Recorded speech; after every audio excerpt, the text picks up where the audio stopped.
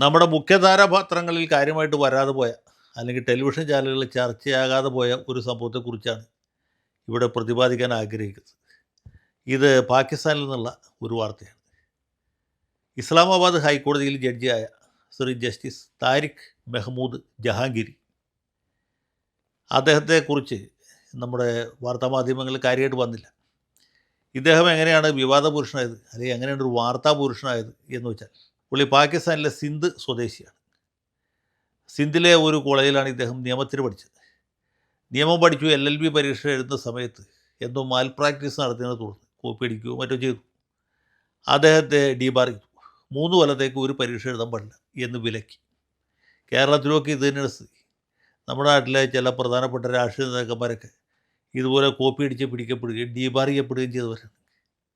അതിൽ ചിലരൊക്കെ പിന്നീട് വ്യാജ സർട്ടിഫിക്കറ്റൊക്കെ ഉണ്ടാക്കി ആ ജീവിതത്തിൽ വിജയിച്ചു എന്നുള്ളൊരു യാഥാർത്ഥ്യമാണ്. പാകിസ്ഥാനിൽ ഏതായാലും ഇദ്ദേഹത്തെ പിടിച്ചു, പരീക്ഷ എഴുതുന്നത് ഡീബാർ ചെയ്തു. കറാച്ചിയിലെ ഒരു കോളേജിലാണ് പുള്ളി പഠിച്ചിരുന്നത്. അദ്ദേഹം എന്ന് വെച്ചാൽ ആൾ പരിശ്രമശാലി ആയതുകൊണ്ടും പരാക്രമശാലി ആയതുകൊണ്ടും മറ്റൊരു വിദ്യാർത്ഥിയുടെ പേരിൽ വീണ്ടും പരീക്ഷ എഴുതി. ആൾമാറാട്ടം നടത്തിയതിന് വീണ്ടും പിടിക്കപ്പെട്ടു. അദ്ദേഹത്തെ പിന്നെയും ഡീബാർ ചെയ്തു. പക്ഷേ എന്ന് കരുതി ഈ നിയമ രംഗത്ത് നിന്ന് പിന്മാറാൻ, ലീഗൽ പ്രൊഫഷനിൽ നിന്ന് പിന്മാറാൻ പുള്ളി കൂട്ടാക്കില്ല. പരീക്ഷ തോറ്റാലും ശരി ജയിച്ചാലും ശരി ഒരു വക്കീലായേ തീരൂ എന്ന് അദ്ദേഹം ദൃഢനിശ്ചയം ചെയ്തു.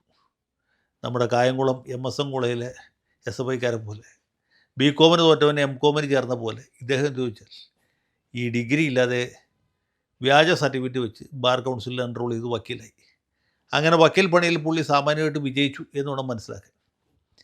അടുത്ത ഘട്ടത്തിൽ അദ്ദേഹത്തെ ഹൈക്കോടതി ജഡ്ജിയായിട്ട് എലിവേറ്റ് ചെയ്തു. 2000 ആണ്ട് സെപ്റ്റംബറിൽ, അല്ല 2000 ഡിസംബറിൽ അദ്ദേഹം ഇസ്ലാമാബാദ് ഹൈക്കോടതിയിലെ ഒരു ജഡ്ജിയായിട്ട് ഉയർത്തപ്പെട്ടു. 5 കൊല്ലത്തോളം പുള്ളി ആ സീറ്റിലിരുന്ന് നിരവധി കേസുകൾ കേട്ട് വിധി പറഞ്ഞു. സിവിലായിട്ടും ക്രിമിനലായിട്ടും റിട്ടായിട്ടും മറ്റ് പലതരത്തിലുള്ള കേസുകൾ കേട്ട് വിധി എഴുതി. അദ്ദേഹത്തിൻ്റെ വിധികളിൽ ചിലതൊക്കെ ലോ റിപ്പോർട്ടുകളിൽ പ്രസിദ്ധീകരിച്ചു. പക്ഷേ അതിനുശേഷം ഏതോ സാമദ്രോഹി ഇത് കണ്ടെത്തി കുത്തിപ്പൊക്കി. ഇദ്ദേഹത്തിന് നിയമബിരുദമില്ല. പുള്ളിയുടെ ബിരുദം പണ്ടേ അസ്തമിച്ചു പോയതാണ്, അത് ദ്രവിച്ചു പോയതാണ്.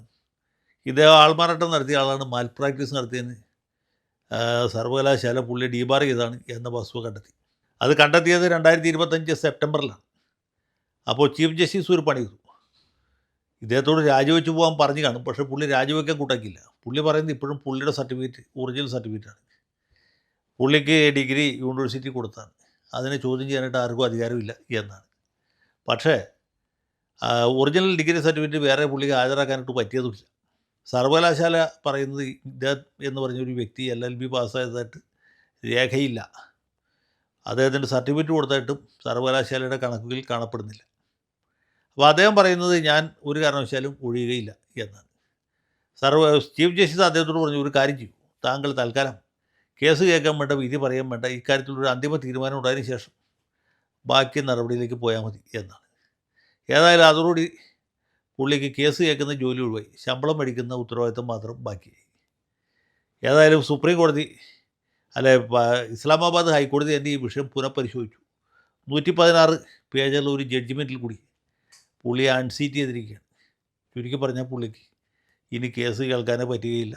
അദ്ദേഹം ഇസ്ലാമാബാദ് ഹൈക്കോടതിയിലെ ഒരു ജഡ്ജി അല്ലാതായിരിക്കും.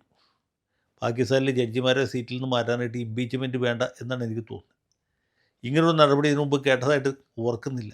ഏതായാലും താരിഖ് മെഹ്മൂദ് ജഹാംഗീറി എന്ന് പറഞ്ഞ ജഡ്ജി ഇപ്പോൾ ജഡ്ജി അല്ലാതായിരിക്കും എന്ന് കരുതി പുള്ളി വിട്ടുകൊടുക്കുന്ന ഞാൻ വിചാരിക്കുന്നില്ല. പുള്ളി പാകിസ്ഥാൻ സുപ്രീം കോടതിയിൽ ഹർജി ബോധിപ്പിക്കും. സുപ്രീം കോടതി അദ്ദേഹത്തിന് അനുകൂലമായിട്ട് വിധിക്കാനും സാധ്യതയുണ്ട്.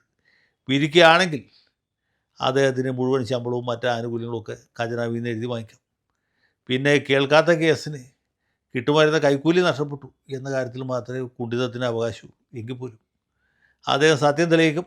ഇല്ലാത്ത ഡിഗ്രി സർട്ടിഫിക്കറ്റ് വെച്ച് ന്യായാധിപനായിട്ട് തുടരാൻ കഴിയും എന്നാണ് എൻ്റെ പ്രതീക്ഷ. അദ്ദേഹത്തിന് കോടതിയിലും ഭാവി ജീവിതത്തിലും വലിയ വിജയം ആശംസിക്കുന്നു.